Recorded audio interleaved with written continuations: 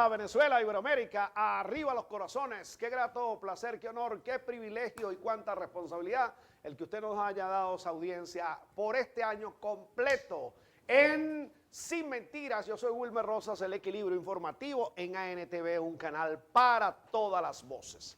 El canal de la Asamblea, ratificando que siempre vamos a estar consultando a aquellos voceros, aquellos opinadores, aquellos personeros públicos que permitan tener esa posibilidad de contrastar criterios, de contraponer ideas ideológicas, políticas. Ustedes saben cómo es Sin Mentiras.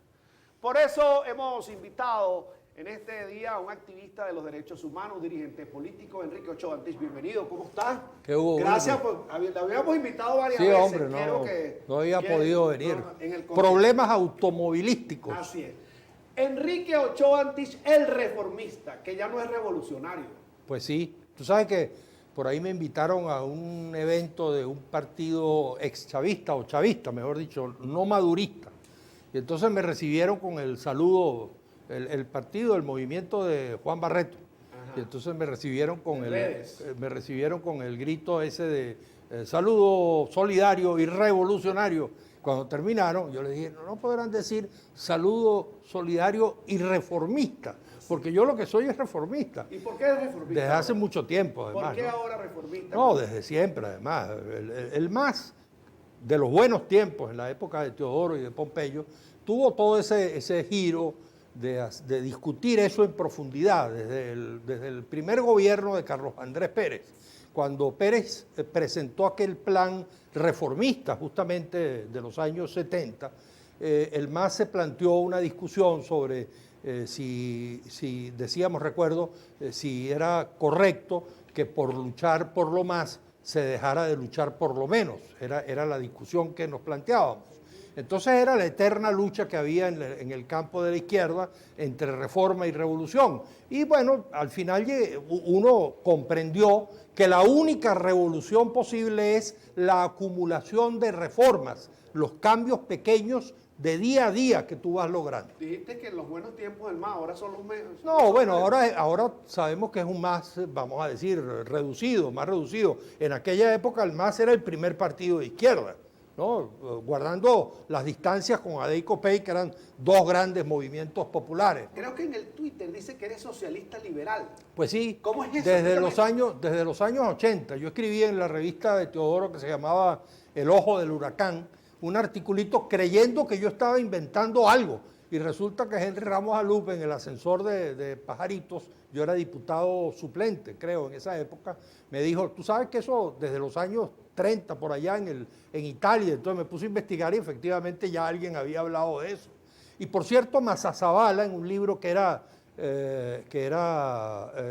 digamos, un libro de estudio en la universidad sobre economía, al final también hablaba de socialismo liberal. Y yo creía que yo estaba inventando algo. Era sencillamente plantear que el socialismo democrático que nosotros decíamos no era solamente en lo político, sino también en lo económico, que había que pasar de ser un socialismo que planteaba que había que defender la democracia liberal a plantear también un socialismo que defendía la economía de mercado, con un estado social de bienestar, por supuesto. ¿Ese es el camino de la transición en la que nos encontramos nosotros acá en Venezuela? Pues yo creo que el gobierno de Maduro se ha dado cuenta de que por la ruta que nos llevaba Chávez, del estatismo, populismo, no íbamos a ninguna parte, y que el costo que estaba pagando el país era muy alto. El primer gobierno de Maduro, justamente el error, creo yo, fue que pretendió repetir los errores de Chávez, del estatismo, de estatizar 1000 empresas y quebrarlas todas. Por ejemplo, Sidor, que era una empresa que daba ganancias cuando era privada. Pero eso no obedeció a una estructura que ellos llamaron burguesa en un momento determinado, a una estructura que había que operar de esa forma en su dimensión histórica, en su momento, su coyuntura histórica. ¿Cómo? No te entiendo. El hombre actúa de acuerdo a una coyuntura histórica. Es decir, cuando tú dinamizas la economía, cuando tú propones algo es porque algo viene sucediendo que está haciendo mal.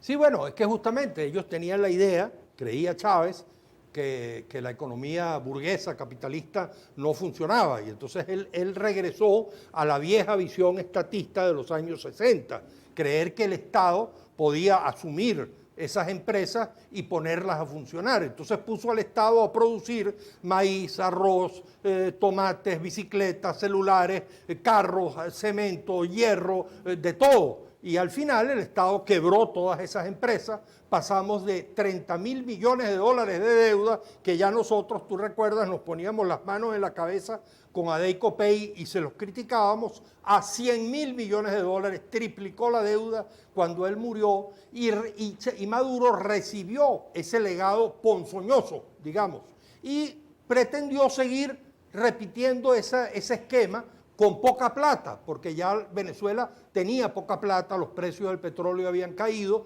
Venezuela siguió dependiendo del petróleo después de Chávez, Chávez no logró superar la dependencia del petróleo y entonces, por supuesto, la cosa se complicó más, estalló la crisis inflacionaria, se destruyó el salario y se destruyó el empleo, se destruyeron las pensiones y entonces ahora se han dado cuenta de que tienen que regresar a las privatizaciones, que tienen que regresar a la economía de mercado. Pero permíteme alguna cosa, Enrique, porque yo veo que siendo un poquito no el mayor acucioso ni descubriendo el agua tibia, como dijiste hace rato, en tema del socialismo liberal, pero observo que no mencionas nada de lo que ha venido haciendo la oposición para afectar al país en un momento determinado. No, sin duda. No lo abordaste. Pero digo yo, lógicamente que la oposición tiene una responsabilidad, pero la responsabilidad mayor la tenía el gobierno.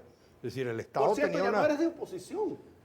Bueno, yo digo que yo soy tan de oposición que soy oposición hasta a la oposición. O sea, me opongo al gobierno y me opongo a la oposición.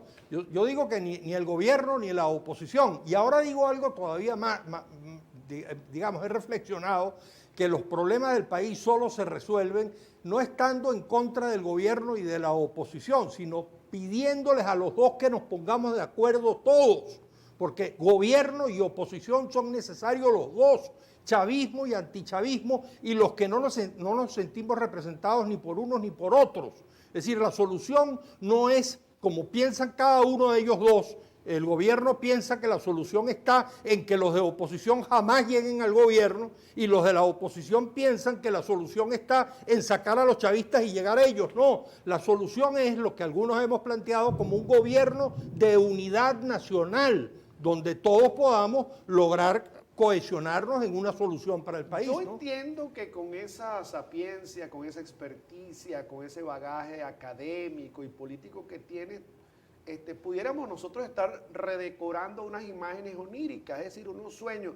Tú ves sentado a Henry Ramos Alú con Bernabé Gutiérrez, a Juan Guaidó, con el presidente Maduro. ¿Tú ves eso? Una unidad nacional en eso. Bueno, fíjate, tú vamos a ponernos, tú te imaginas en el Chile del 87, simplemente en el Chile del 87, alguien se habría imaginado a Lagos del Partido Socialista sentado con Pinochet, o en la Sudáfrica del 87 también, a Mandela sentado con de Klerk, que era uno de los gobernantes cuando masacraron a 566 niños negros manifestantes en 1973. Y bueno, y Mandela, en vez de decir, como algunos necios opositores dicen hoy, con criminales yo no convivo y hay que ir a enjuiciarlos y a perseguirlos, no, lo llamó a cogobernar y cogobernó con ese señor durante varios años. Y Wałęsa cogobernó con los comunistas durante 2 años y medio, cogobernó, y era presidente el general Rojo Jaruzelski. Y Solidaridad cogobernó con ellos. Entonces, eso uno cree que no es posible hasta que es posible. Hasta que es posible. Vamos a hacer el primer... ¿Cómo no? Ya venimos.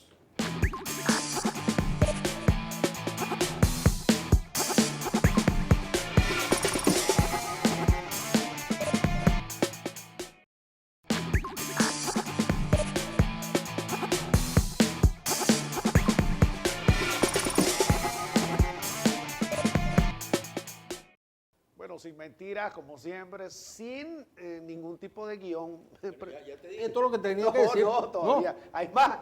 ¿Tenemos que seguir hablando? Vamos a seguir hablando. Imagínate tú. Interesante la postura con respecto al informe de la ONU, ¿no? De los derechos humanos, donde yo observé la tendencia, porque es que el chavismo te defendió mucho. El chavismo decía, bueno, defendió al presidente Maduro, defendió al diputado Diosdado Cabello, porque tú dices... Con el que me he confrontado muchísimo, por cierto, que con has Cabello. dicho, que dijiste, mira, aquí no hay pruebas de nada, no sean falta de respeto, ustedes son ignorantes, no. O sea, además le dice que no pueden reeditar esa comisión. Le dices tú a las Naciones Unidas. Y eso ameritó hasta una tendencia en Twitter contigo, en ese sentido. Ese es por un aspecto que quiero ratificar o que me deje un colofón de ese comentario que está en las redes sociales. Pero además, quisiera que observara o que nos pudiera explicitar tu opinión con respecto a lo que es la fortaleza de un partido político en este momento, como el PSUV, o una coalición como el Gran Polo Patriótico, y todas las vicisitudes que ha pasado a Venezuela. Si tú no hubieses tenido amalgamado a un partido político, se te hubiese ido el país de la mano. ¿Qué dices tú? ¿Por dónde empezamos? Por el que tú quieras. Bueno, empecemos por el final, pues. Okay. Bueno, yo creo que el PSUV es más débil de lo que él mismo cree. Si vemos las encuestas, tiene 15% al final, ¿no? Saca 30%, tiene el control del Estado. ¿Tú crees en las encuestas? Sí, yo sí creo. Yo creo que las encuestas más o menos han acertado, casi siempre. Casi siempre han acertado. Incluso algunas encuestas han acertado con cierta precisión. El PSUV, al final, ese 15% lo convierte en un 30%, que fue lo que sacó Maduro en 2018. Para no hablarte de encuestas, eso fue lo que sacó Maduro en las elecciones de 2018. 30%. Más o menos el doble de lo que tiene el partido. Y es más o menos de suponer que un partido que tiene 15% logra doblar su porcentaje de militancia a la hora de las elecciones. Además, tiene el Estado, tiene las misiones sociales, tiene la Fuerza Armada, tiene el control. Además, a mi modo de ver, de manera errada para el país, han creado una visión, un modelo de partido-Estado, que a mí me parece muy preocupante. Yo se lo he dicho a muchos de ellos. Yo tengo amigos en el gobierno y tengo relación con muchos de ellos y me escribo con muchos de ellos. Y siempre les digo que me parece que tienen que superar esa visión. Y ahora que viene la elección del Poder Ciudadano, ojalá que tengan la inteligencia. Está postulado, ¿eh? Sí, para la Defensoría del Pueblo. Podemos hablar al final si quieres algo sobre eso, pero me parece que ellos tienen que dar un testimonio de cumplir al pie de la letra lo que dice la Constitución. Y que las instituciones sean efectivamente independientes y autónomas y que no se cree esta cosa que ya existía un poco con Acción Democrática. Tú te recuerdas que cuando se reunía el Buró Sindical de AD, ya uno sabía qué era lo que iba a decidir la CTV. Sí, el CEN se reunía los lunes. Sí, pero cuando el Buró Sindical se reunía, uno ya sabía qué era lo que iba a decidir la CTV, sí, porque era lo mismo. Y entonces eso no puede ser. En la actualidad la fusión es todavía mayor. Todas las instituciones prácticamente dependen del partido. Es un partido-Estado. Esto no llega a ser el totalitarismo, el comunismo que dice la oposición extremista de derecha ridícula que hay en Venezuela. Por supuesto que no, pero sí hay un modelo de partido-Estado. Y eso me parece a mí preocupante. Pero en todo caso, el partido, claro, está allí, tiene el control del Estado, es un partido fuerte, muchísimo más fuerte que los partidos de oposición. Los partidos de oposición son minúsculos. El que más tiene creo que es Acción Democrática, que está dividida. Pero decía yo que esa fortaleza no permitió que Venezuela cayera en un vacío porque hubo una disuasión social, diría Sí, yo. bueno, porque tiene efectivamente, eso digamos sí se lo legó Chávez a Maduro. Vamos a decir que eso es algo positivo, entre comillas, que se lo dejó Chávez a Maduro. Un tinglado de poder. Un tinglado de poder que él ha sabido administrar. Los que creían que él era bruto y que todas esas ridiculeces, a veces me recuerda mucho lo que decían de Gómez, ¿no? Que la gente pensaba, tú sabes, ahí ese analfabete, eso se cae rapidito y duró 27 años. Lo menospreciaron. ¿No? Y duró 27 años el analfabeto aquel. Y mira por dónde va. El analfabeto aquel. Bueno, exactamente. Entonces, bueno, resulta que Maduro recibió ese conglomerado. No era fácil, porque recibir el tinglado es una cosa y administrarlo es otra. Acaban de renovar todas las autoridades. Claro, y el tinglado además tenía una complejidad, porque había una parte militar, una parte civil, etcétera, ¿no? Entonces, sí, yo sí creo que efectivamente eso ha ayudado a que el país, pues, mal que bien se mantenga, ¿no? Pero ahora, uno puede ser de gobierno, de oposición, puede ser independiente en este caso, pero analizando una retrospectiva sin ser muy histórico, sino revisando algunos tips, te das cuenta de que desde el mismo momento en que llega Chávez hay, son ponzoñosas las posturas de oposición que evidencian esa confrontación del todo contra todo. Es decir, vamos a acabar con Chávez, vamos a acabar con Maduro, vamos a acabar con el gobierno. Es preferible que al gobierno le vaya mal, ¿verdad? Algunos firmaron hasta una carta que había que profundizar en las sanciones contra Venezuela. Salió un grupo de notables, entre comillas, diciendo, no, es al contrario, vamos a quitar las sanciones porque el pueblo está sufriendo, ¿no? Sí, todo eso es cierto. Yo creo que la oposición en general, digamos, tuvo esa marca desde su origen, una parte de la oposición, no toda. Creo que la parte, vamos a decir, aquella parte civil que salió a protestar, que incluso pedía la renuncia del presidente, eso es un procedimiento democráticamente legítimo, pues pedir la renuncia de un presidente. Pero efectivamente allí medraba adentro un sector de derecha, militar, empresarial. Por eso yo siempre hago la distinción entre el 11 de abril y el 12. A mí me parece que el 11 de abril hubo una protesta civil, incluso hasta el momento de la desobediencia de los militares a aplicar el Plan Ávila porque consideraron que eso podía producir una masacre. Hasta allí yo establezco una frontera. Cuando designan a Carmona en el Fuerte Tiuna, eso pasa de ser desobediencia a ser golpe de Estado. Creo que ahí hay un quiebre. Ahora, eso tiene también un origen en Chávez, en errores de Chávez. Por ejemplo, a mí me parece que hay un error en el chavismo, una equivocación, cuando proceden a una especie de triquiñuela con el quino de la constituyente y convierten el 60% en 95% de los constituyentes.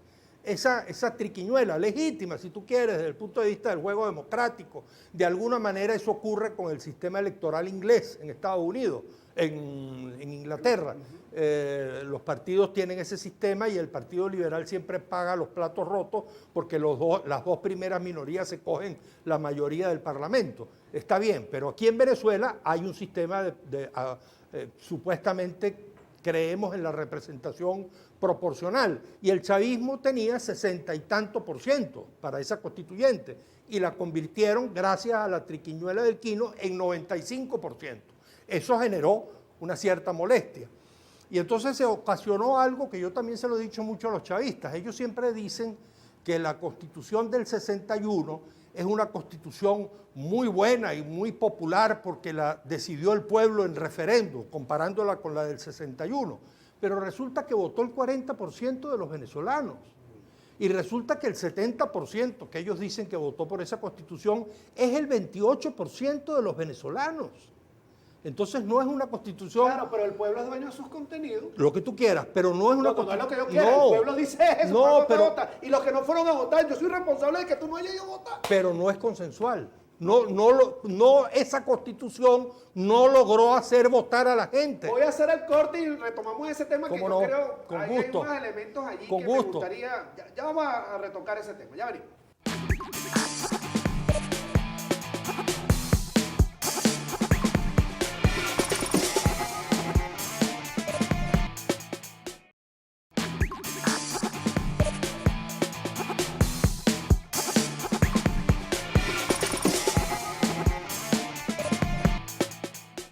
Continuamos en Sin Mentiras con el activista defensor de los derechos humanos. Está postulado también a la defensoría.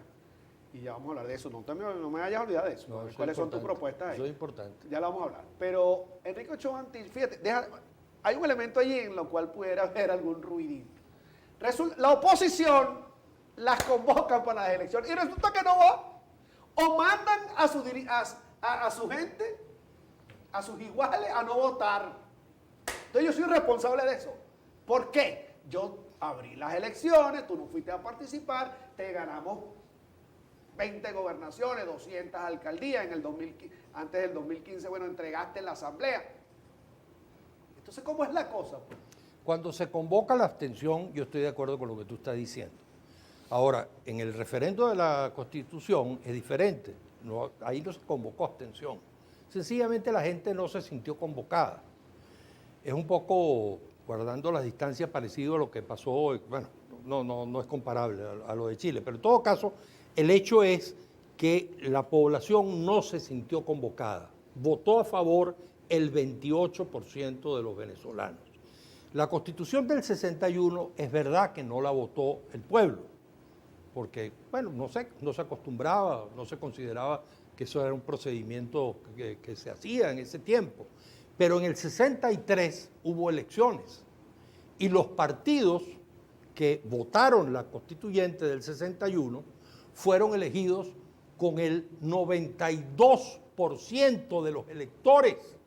Entonces, pareciera que esa constitución tenía más consenso, tanto que las rubricaron desde Copey en la derecha hasta el Partido Comunista en la izquierda. Entonces, simplemente te quiero decir que creo que en el origen del proceso chavista, la triquiñuela de convertir el 60 en 95 y que la Constitución no tuviese todo el consenso que debe tener una Constitución, el propio Boric ahorita lo dijo en su discurso en Chile, que una Constitución tiene que tener ese consenso. Creo que motivó en buena medida los desacuerdos. Quiero, que ha habido. aprovechando la posibilidad que tienen para disertar sobre diversos temas, y sí, conectados o no, pero siempre es importante.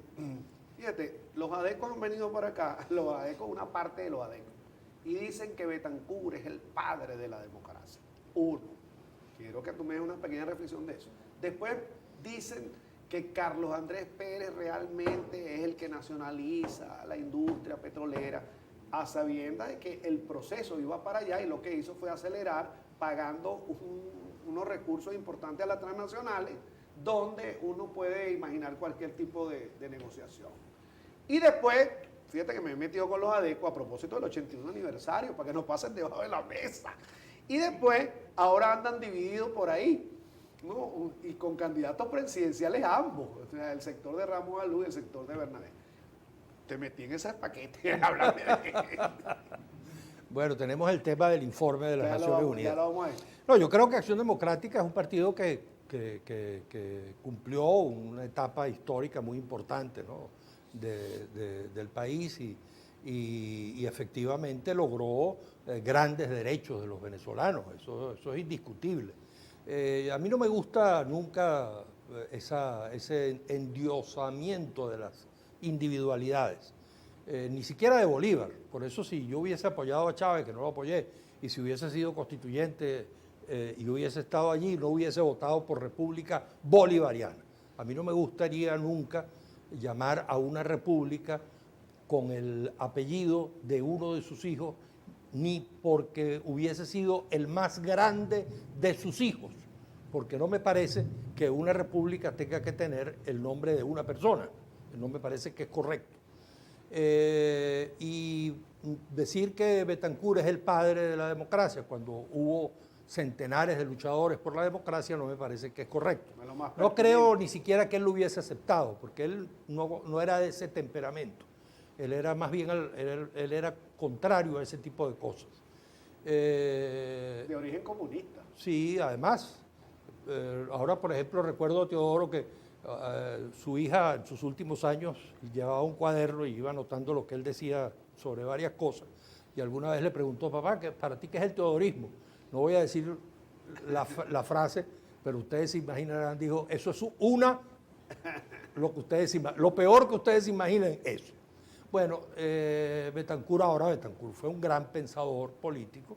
Venezuela, Política y Petróleo es un gran libro que cualquiera que quiera comprender la vida política venezolana tiene que leerse. Las cartas de Betancur. Incluso un especialista como Rafael Quiroz habla del tema del manejo petrolero por parte de Betancur. Claro, que lo demuestra en claro. Mucha gente dice que el creador de la OPEP es Juan Pablo Pérez Alfonso, y en realidad es Betancur, con Juan Pablo Pérez Alfonso, sin duda, pero en realidad es Betancur. Betancur pensó eso mucho antes, y ya uno lo ve en el libro. Y él es más allá de los desacuerdos que uno pueda tener sobre su comportamiento político en los 60, la forma como confrontó a una insurrección armada. Tampoco se podía pretender que él respondiera con ramos de flores, ¿no?, a una insurrección armada. Pero creo que es un personaje, un gran personaje de la historia venezolana. Yo sí creo que independientemente de las circunstancias que tú señalas, Carlos Andrés Pérez se ganó ese lugar de haber nacionalizado el petróleo, como tú quieras. Se metió ahí y lo nacionalizó. Y cuando se lea la historia, se dirá la nacionalización del petróleo, Carlos Andrés Pérez. Claro, pero incluso los especialistas dicen que lo que hizo fue que él erogó la nación una cantidad de dinero que no debió, porque eso en 2 años Puede más ser. expiraba los contratos de las transnacionales. No conozco esos detalles, pero el hecho es que la nacionalización del petróleo, Carlos Andrés Pérez.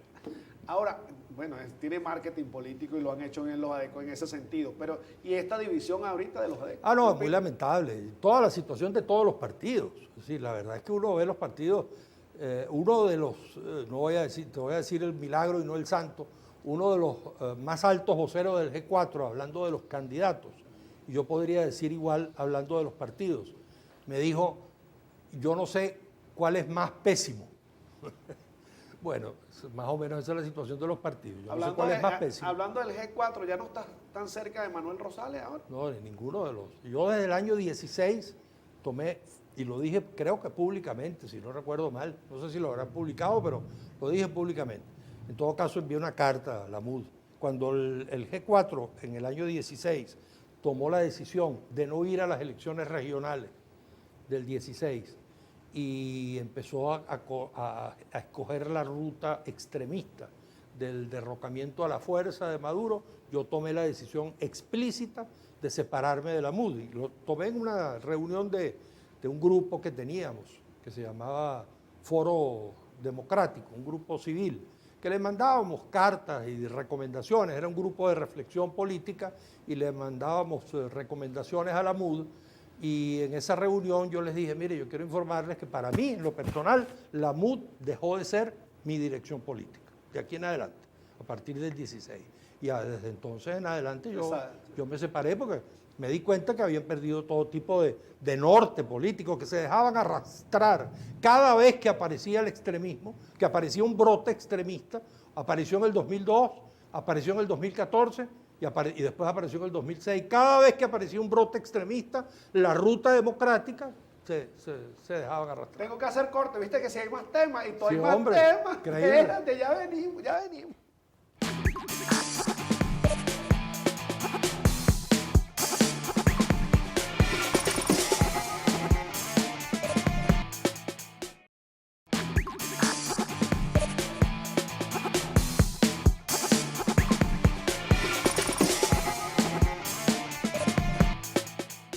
Enrique Ochoa Antich. Bueno, vamos a hablar del informe, sí, vamos a hablar del informe de la ONU. Ok.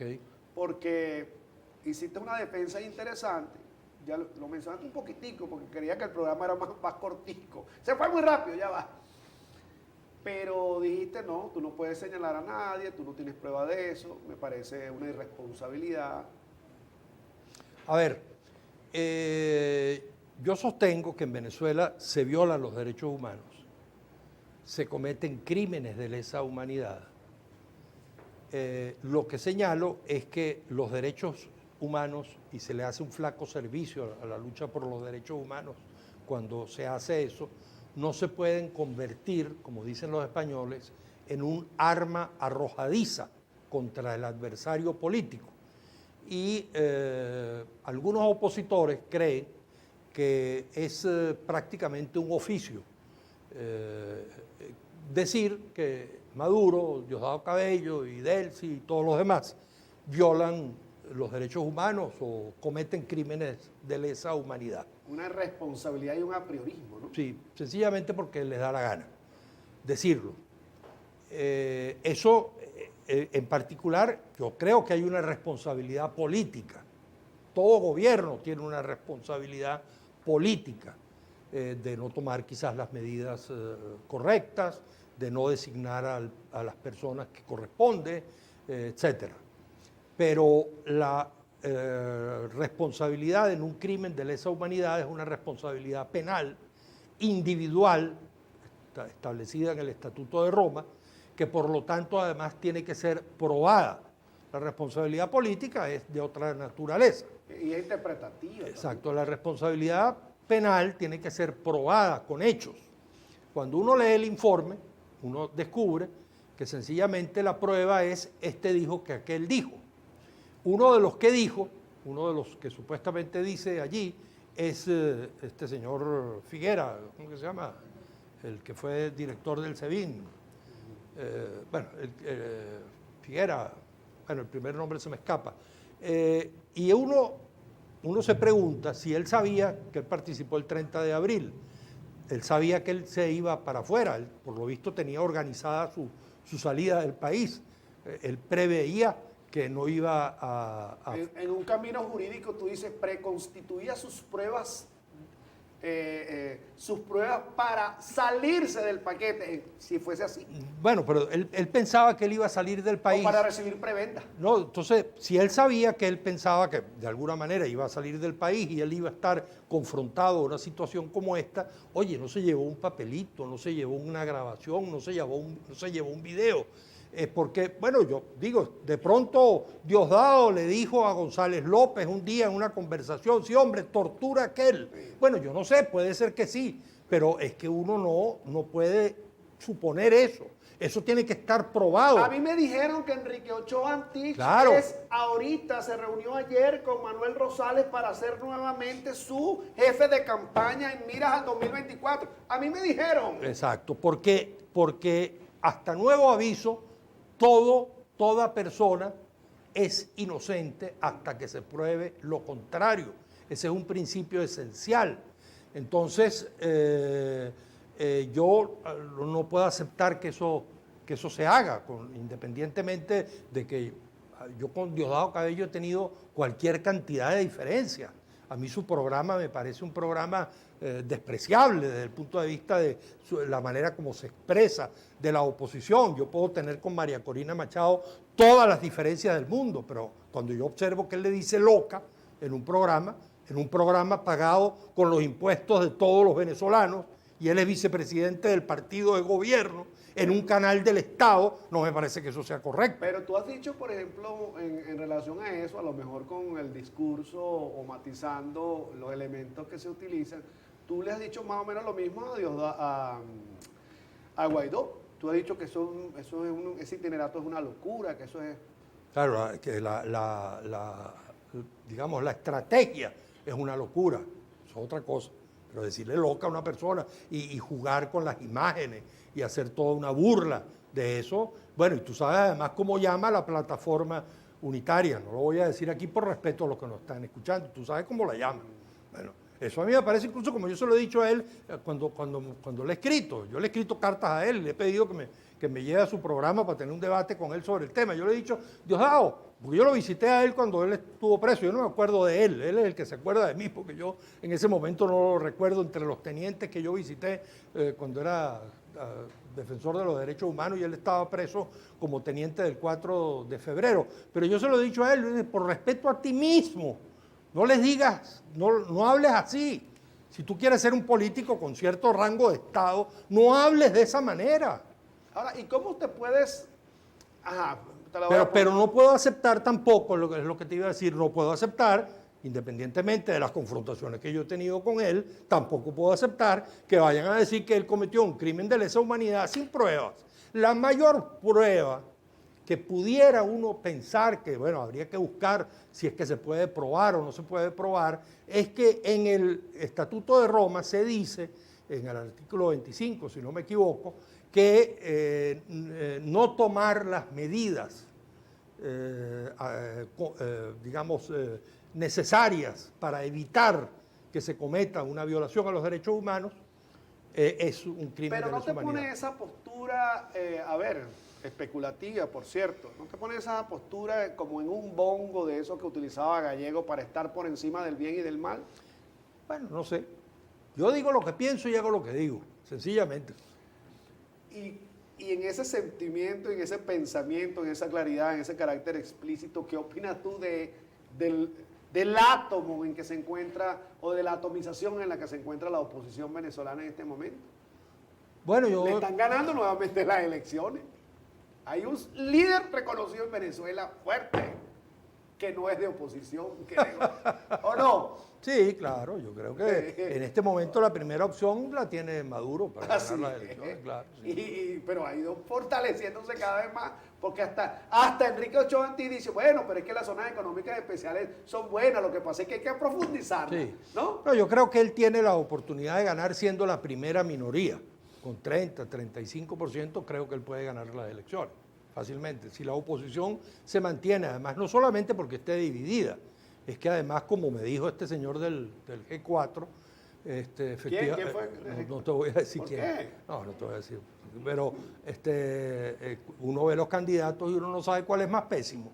Si uno tiene el candidato tiene también que tener unas cualidades y encantar a los venezolanos y convocarlos a una gran empresa de recuperación nacional. Y por cierto, el candidato de la oposición y Maduro tendrían que tener los dos la estatura suficiente como para encontrarse y anunciarle al país que van a ser capaces los dos de entenderse Esa es la en propuesta nombre de los gobierno de venezolanos. unidad De nacional. gobierno de unidad nacional, claro.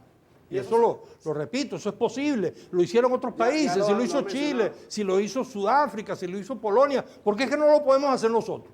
La gente dice, ay, ¿cómo se te ocurre? ¿Cómo se van a sentar? como-?" Ochoa Antí se entregó al gobierno. No, Ese es un acomodaticio. no, y lo dicen también los chavistas. Dicen, bueno, ¿cómo se te ocurre? Nos vamos a sentar nosotros con la derecha y con el... Pero eso es posible. ¿Por qué no va a ser posible?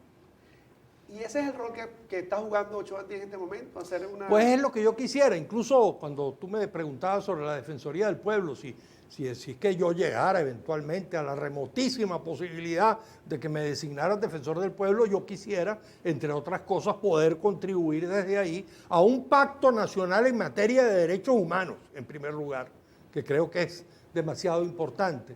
Pero creo que desde allí se puede ayudar a eso, a tender puentes. Yo tengo quizás esa peculiaridad de que tengo amigos en el gobierno, amigos en la oposición. Yo me escribo con Henry Ramos Alupi y hablo con Wilmer Castro Soteldo, por decirte algo, pues. Entonces, creo que uno puede hablar en los dos lados, pues. Bueno, esperemos entonces que eso pueda ser así. Vamos a hacer, y ya venimos con el último corte. El último corte. Venimos al corte, ya venimos.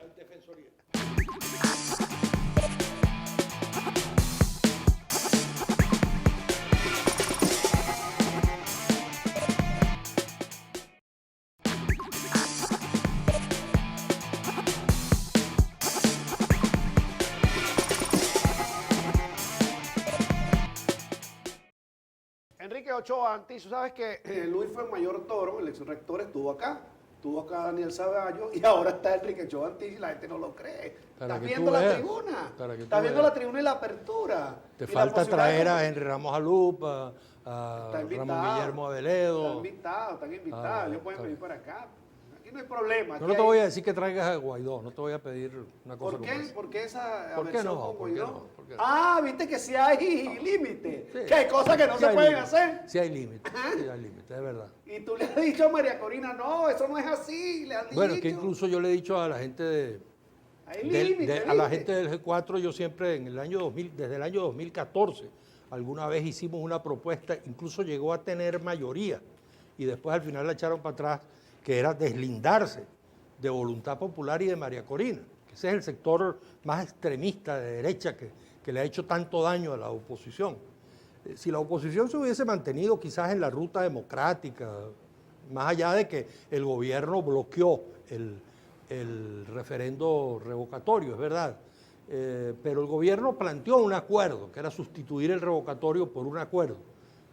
Pero bueno, así se dieron las cosas. Pero en definitiva sí hubo un extremismo y está por ahí siempre. Sí, cómo no, cómo no. La oposición es como un virus, como un virus. Yo lo llamo la peste, pues es una peste que está ahí, ¿no? Y te da y de pronto te da el virus del extremismo. Rápidamente tu opinión, tu comentario sobre Lula, Bolsonaro, ya que es para mañana, dentro de 2 días. Con las dos manos por Lula votaría. ¿Por qué? y votaría por las dos manos por Correa, y votaría por las dos manos por Arce, y votaría por las dos manos por el Frente Amplio de Uruguay, y por las dos manos votaría por Fernández otra vez en Argentina, y por las dos manos por Boric en Chile, y por las dos manos por López Obrador en México, y por las dos manos por Petro en Colombia. Pero no votaría por Daniel Ortega, no votaría por el chavismo en Venezuela, no votaría por el comunismo en Cuba.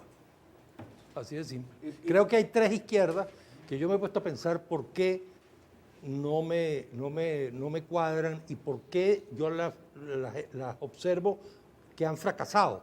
Y creo que tienen un origen de fuerza, un origen militar, que son el chavismo, el sandinismo y el comunismo de Cuba, ¿no? Pero en todo caso, los pueblos escriben su historia y sí, siguen escribiendo. claro, Pues claro. la gente se acerca o se aleja de los proyectos. Sí, claro. Pero aquí creo que nadie desconoce, yo creo que incluso el gobierno sabe, que la inmensa mayoría desea un cambio desde hace algún tiempo. ¿Y se están dando los cambios? Bueno, el gobierno creo que está tentando un cambio, ¿no? ¿Cómo ayudarías tú al gobierno? Lo que pasa es que el gobierno creo que tiene adentro unos lastres del viejo chavismo dogmático. Y yo me imagino que, como le pasó, por ejemplo, al MAS en los 70, para poder deslastrarse del comunismo que traíamos, perdimos mucho tiempo en debates ideológicos. Entonces yo me imagino que para Maduro llegar a las zonas económicas especiales y para reprivatizar... Suena el timbre, Enrique Ochoa, es el presidente Maduro que habla contigo. ¿En qué me puedes ayudar? Bueno, vamos a hablar.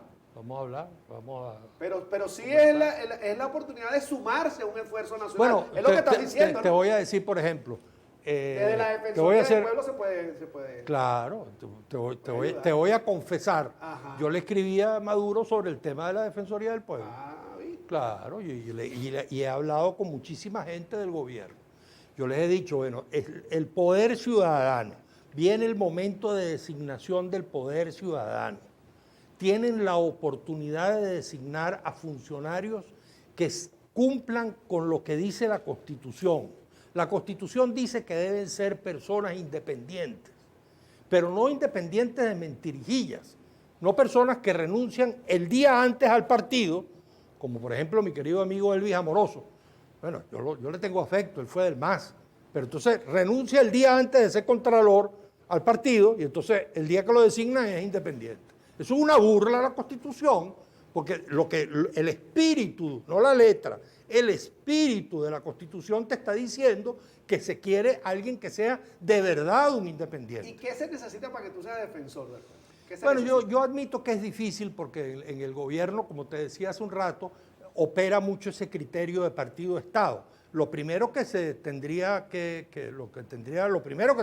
ocurrir es que el gobierno aceptara abandonar, al menos en ese espacio, ese criterio y asumirlo incluso como una experiencia. Vamos a ver qué pasa. Vamos a ver qué pasa si aquí abandonamos la visión de partido-estado. Yo soy un tipo de izquierda, ¿no? La Defensoría, como yo también les he dicho mucho a ellos, no es una institución que tenga facultades coercitivas, no mete preso a nadie, solo la Fiscalía, la Contraloría sí. La Defensoría habla, y eso sí, se van a tener que calar a alguien que habla, ¿no? Y que va a tener una voz alta en esa materia de derechos humanos, eso sí. Pero que tampoco va a buscar una camorra, porque si el defensor llega y va a tener una camorra con el fiscal, que es el que va a meter preso al policía que viola los derechos humanos, y que es el que va a sacar de la cárcel a una persona que está injustamente detenida, entonces no logra nada. O sea, no se trata de un defensor que con carácter, con determinación, salga del silencio en el que está actualmente, que no se sabe que existe, ¿no? Que salga del silencio, que esté en la puerta de la Fiscalía con los familiares, que vaya a una escuela y denuncie el estado en que se encuentra, que vaya a un hospital y denuncie cómo está, etcétera, pero que tampoco esté en una conflictividad con el gobierno. y que busque eso que yo te hablaba de un pacto en derechos humanos, gobierno, oposición, chavistas, antichavistas, izquierdas, derechas, civiles, militares, trabajadores, ¿Qué es lo que empresarios. vienes escribiendo con respecto a alguna posibilidad de candidatura de oposición, que no venga a confrontación, sino más bien a construir? Pues claro, imagínate tú que vamos a suponer que gana un candidato de la oposición en febrero, seguramente en febrero. El día siguiente tiene la Asamblea Nacional chavista, el TSJ chavista, el fiscal chavista, el 20 gobernadores chavistas, 200 alcaldes chavistas y la Fuerza Armada chavista. Entonces, si vas a poner ahí a un presidente que busca la camorra, tú comprenderás que su vida va a ser relativamente breve. Y dijiste también que el outsider no se construye, que eso sale. Pues claro, yo a veces veo a algunos amigos en la oposición que quieren construir el outsider. Eso no se construye. Bueno, algunos me dirán que Chávez se construyó, que lo agarraron y empezaron a construirlo, y hicieron, sí, pero el momento en que pasaron varios años construyéndolo y seguía en 5%, 94, 95, 96, 97 estaba en 5%. De pronto, en el 98 ya, enero, febrero, marzo, pegó el brinco, porque hubo un vacío cuando la gente vio lo vacía que era Irene. El MAS y la causa R no aparecían, la Acción Democrática sacó Alfaro, etcétera, que de pronto la candidatura de Chávez conectó con el pueblo. Y entonces sencillamente se produjo el fenómeno del outsider. Esos fenómenos se producen, no se construyen. Bien, Enrique Ochoa Antilla, agradecido por la presencia, la posibilidad de estar en esta tribuna que ha permitido una serie de exposiciones, de mensajes, tal cual me ofrecieron. Aquí no me han dicho, no hables de esto, no hables de aquello. Yo tengo 35 años en el periodismo, nadie me ha dicho, no hables de esto, no invites a este. Bueno, así que se mantiene esa apertura y agradezco en este primer aniversario pues la presencia también de Enrique Ochoa Antilla. Yo soy Wilmer Rosas, esto es Sin Mentiras, el equilibrio informativo en ANTV, un canal para todas las voces.